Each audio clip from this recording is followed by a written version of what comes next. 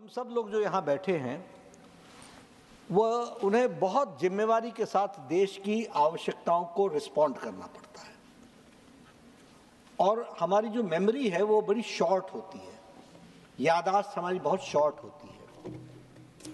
हम भूल जाते हैं कि सही में मेडिकल एजुकेशन की स्थिति क्या थी। अब मैं शब्द ये नहीं बोलूँगा कि दुर्गति क्या थी। मेडिकल एजुकेशन एक बिजनेस का अड्डा बन गया था। मुझे बड़े दुख के साथ बोलना पड़ता है कि जब मैं स्वास्थ्य मंत्री था और नीट ला रहा था, उस समय चर्चा इस बात की होती थी, सभापति जी आप आश्चर्य करेंगे, पोस्ट ग्रेजुएट की एक सीट 8-8 करोड़ में बिकती थी। कोई मेरी बात को झुठला के इस हाउस में बता दे कि मैं गलत बोल रहा हूं। 8-8 करोड़। और अगर रेडियोलॉजी जैसे डिपार्टमेंट में और डिसिप्लिन में अगर आपने जाना हो तो वो 12 से 13 करोड़ जाती थी। It has become a open business. It had become open business.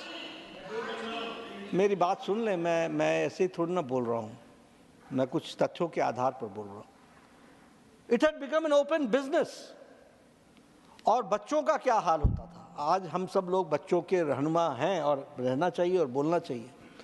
माँ बाप के साथ एक एग्ज़ाम देने के लिए भुवनेश्वर जाते थे, एक एग्ज़ाम देने के लिए वो चेन्नई जाते थे, एक एग्ज़ाम देने के लिए वो तिरुवनंतपुरम जाते थे, एक एग्ज़ाम देने के लिए वो मुंबई जाते थे। कहाँ कहाँ वो चक्कर नहीं लगाते थे। The amount of money spend, the amount of time spend, the amount of situation and भयंकर करप्शन। आप ही बताइए, आपको किसी को एक स्टेट में भेज दें जिसके आप रास्ते तक नहीं जानते हो, उस मेडिकल एजुकेशन में क्या अंदर चल रहा है उसके बारे में वो बेचारा क्या जानेगा। कब जाएगा देखेगा कि लिस्ट मेरी लगी कि नहीं लगी। ये दुर्गति थी ये हेल्थ के मेडिकल एजुकेशन के सिस्टम की। कहाँ वो जाके देखेगा कि और लोग क्या ऐसे करते थे। सभापति जी मैं बताना चाहता हूँ, एडमिशन लिस्ट आधे से 45 मिनट के लिए लगाई जाती थी और हटाई जाती थी और बाद में कहा जाता था कि स्टूडेंट्स डिड नॉट कम और इसलिए ये सीट्स जो हैं वो अब हम अपने डिस्क्रिशन पर इसको उपयोग कर रहे हैं। एक ये धंधा बन गया था और एक बड़ा वेस्टेड इंटरेस्ट था। लंबे समय से ये सुप्रीम कोर्ट में लंबित था। आपसे ज़्यादा कौन बेहतर जानता होगा कि ये किस तरीके ये लंबे समय से वहाँ पर लंबित रहा। प्रधानमंत्री मोदी जी ने इसमें इनिशिएट किया कि we should go forward and Supreme Court ने उसमें वर्डिक्ट दिया।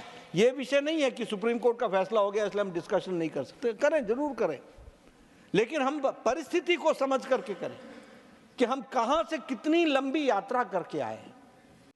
और आज मुझे खुशी होती है आपको बताते हुए कि आज देखिए नीट के कारण आपको हमारे नीट के आज 154 सिटीज़ में जो एग्ज़ाम होते थे आज वो 571 सिटीज़ में एग्ज़ाम होते हैं।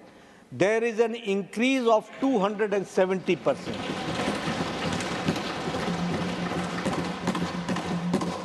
उसी तरीके से एक ही शहर में जो सेंटर्स होते हैं उस सेंटर्स में पहले 2546 से हमने यात्रा शुरू की थी 2019 में, and today the increase is 4750 centres which comes to 86.6%। ये नीट का इम्पैक्ट के कारण आज बच्चों को इसमें से उपयोगिता मिलने का काम हुआ है। दूसरी बात, हमारे तमिलनाडु में लोग कहते हैं हमारे गांव के स्टूडेंट छूट गए होंगे, हमारे गरीब परिवार के लोग छूट गए होंगे। ये सब एलिबाई, मुझे मालूम है कि क्या क्या क्या चीज़ों का उपयोग किया गया। बड़ा भारी अन्याय हो रहा है।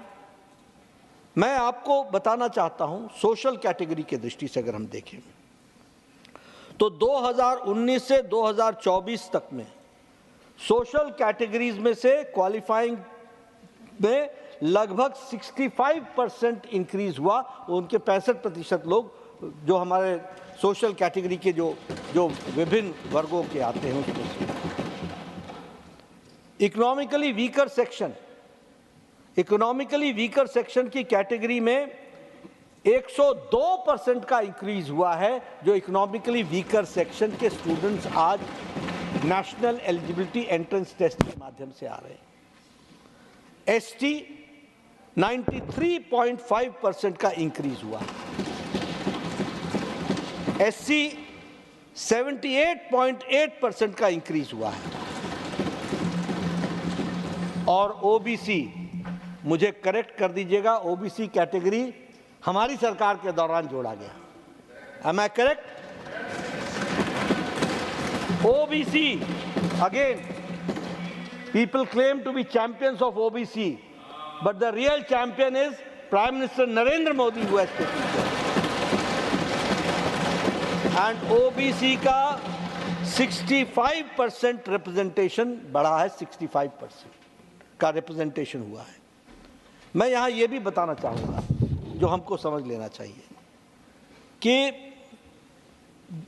मैं स्वास्थ्य मंत्री था, प्रधानमंत्री मोदी जी ने कहा कि आप रीजनल एस्पिरेशंस को एड्रेस करो, और नेशनल एलिजिबिलिटी एंट्रेंस टेस्ट में हम लोगों ने पहली बार मलयालम, तेलुगु, तमिल और कन्नड़, इसमें हमने एलिजिबिलिटी टेस्ट को शुरू किया। होड़ मच गई, सभी स्टेट से डिमांड आई, और हमने किसी को मना नहीं किया। हमने कहा कोई और भी करना चाहे तो वो भी करे। आज 13 लैंग्वेजेस में,